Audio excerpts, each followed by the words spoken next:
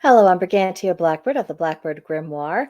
Welcome to another edition of the Daily Forecast for Monday, April 8th, 2024. I hope you are having a good day of the moon. It's a bit of a whammy today. It's Aries season. It's the Celtic tree month of Alder. It's Mercury retrograde Aries. We have a waning moon. We have a new moon. And of course, it is eclipse day, as in the big one. So let's take a little look-see at today's astrology. The sun, of course, is in Aries, cardinal fire representing courage. The moon is in the fourth quarter Aries, a cardinal fire sign representing energy. Then at 1:21 p.m. Central Time, we have the new moon, and that is also the time when we have the total solar eclipse. And it's going to be quite the event. Then at 9:39 p.m. Central Time, the moon will be void, of course. Mercury is retrograding in Aries, cardinal fire sign representing fiery tempers. Venus is in Aries, a cardinal fire sign representing impulsiveness. Mars is in Pisces, mutable water representing curiosity. Jupiter is in Taurus, fixed earth representing practicality. Saturn is in Pisces, a mutable water sign representing nostalgia. Uranus is in Taurus, a fixed earth sign representing renovation. Neptune is in Pisces, mutable water sign representing imagination. Pluto is in Aquarius, fixed air, representing reformation. And of course, we have our Mercury retrograde mantra, rethink, revise, redo. And then with the eclipse, I want you to keep this in mind, particularly as we draw closer to the actual eclipse time and as you deal with any aftermath from that energetic shift. The whole idea is take charge, change patterns, break out of complacency. It is representative of really big movements and change. So with the new moon, think new beginnings, renewals, sow your seeds of intention.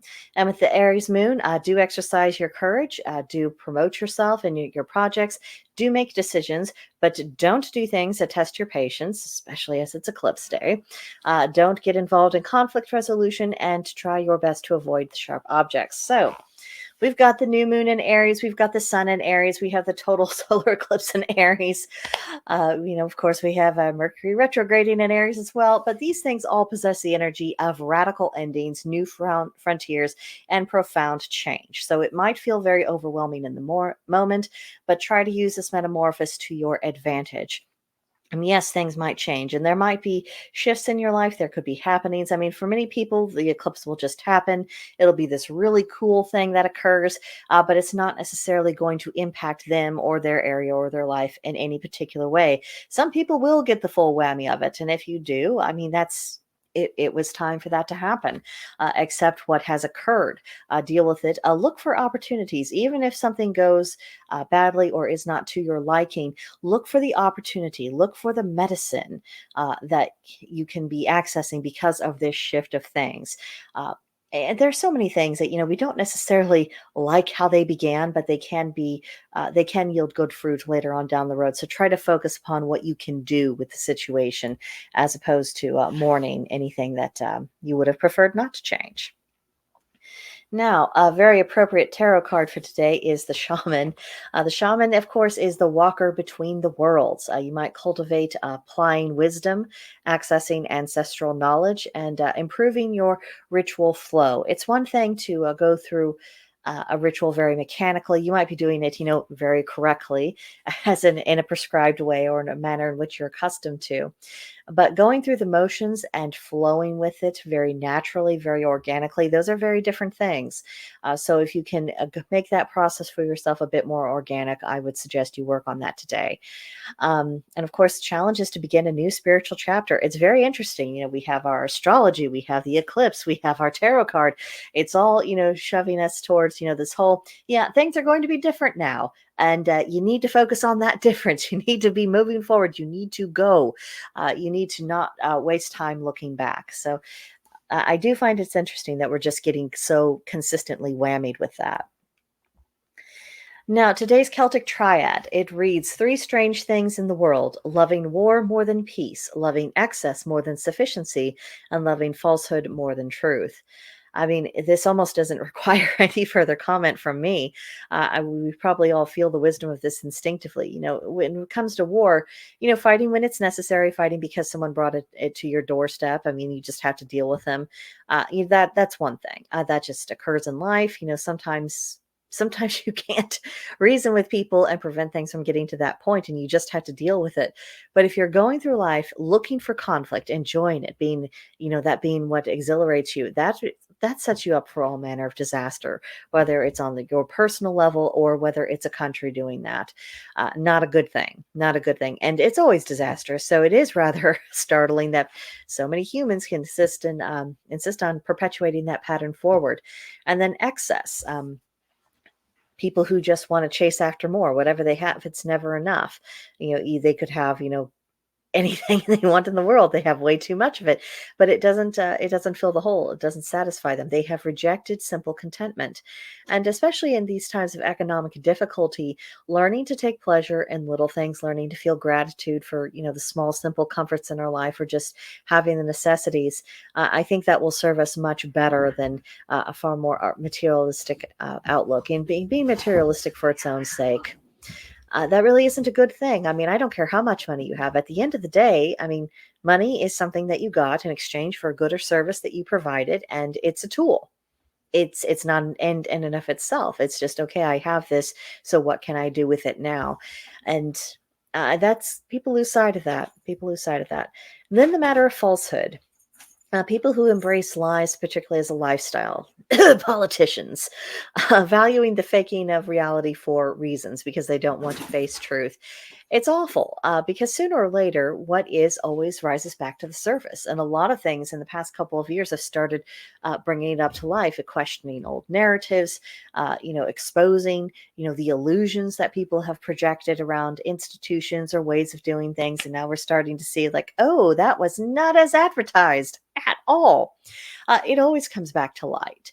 And we seem to be in a moment of time where a lot of things are being put in some pretty stark and harsh sunlight.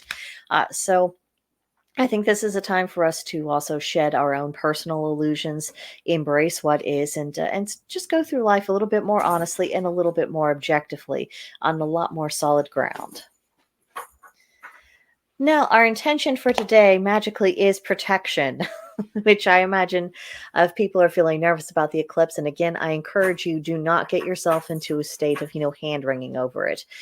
Just go with this flow. It's going to do what it does, and it'll go much smoother if you cooperate with that process. But the color for this is gray. The plant is the monk's hood. Please be careful if you handle it directly. It is known to be toxic. Do your own research on that. We're not getting into it on this particular video. The animal is the wolf, and the crystal is the smoking quartz, one of my favorites for protection. Now, always remember that your first line of defense is yourself. Plan accordingly. And this is true magically. It is true physically. Make sure that you are making use of the tools at your disposal to look after yourself. Can't look after someone else, and you can't always count on someone looking after you for you. I mean, for one thing, and let's say it's your spouse, it's someone who, would be very happy to be very protective of you if the situation calls for it, but they can't be around all the time. Sometimes you're going to just have to handle your own business, even if it's not generally you who's having to do that. So just be prepared in every aspect of life. So, our daily practices, might I suggest breathing exercises for calm? I know that sometimes a cup of tea doesn't quite do it. So, go through your breathing exercises when you go through that, and you focus on, taking in the air, taking, removing the old air, inhale, exhale. You can also attune yourself more so to the magical rhythms of, that receptive and then the projective energy.